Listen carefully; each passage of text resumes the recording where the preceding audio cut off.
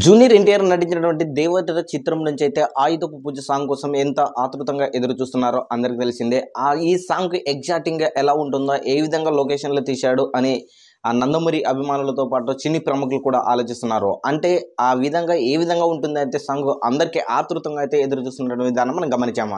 అయితే తాజాగా ఈ సాంగ్కి సంబంధించి నిన్న ఒక అప్డేట్ అయితే ఇవ్వడం జరిగింది.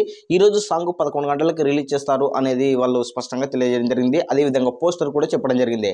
అయితే తాజాగా సాయంత్రం ఈవినింగ్ టయానికి వచ్చేసి నిన్న ఈ యొక్క ఆయుధపు పూజ సాంగ్ వాయిదా వేస్తున్నట్లు అయితే సోషల్ మీడియాలో చక్కర్లు కొడుతుందన్నమాట. అది ఎగ్జాక్ట్గా చెప్పలేం, కానీ ఇది నిజమా కాదా అనేది మనకు 11 గంటలలోపు క్లారిటీ వచ్చే అవకాశం ఉంటుంది.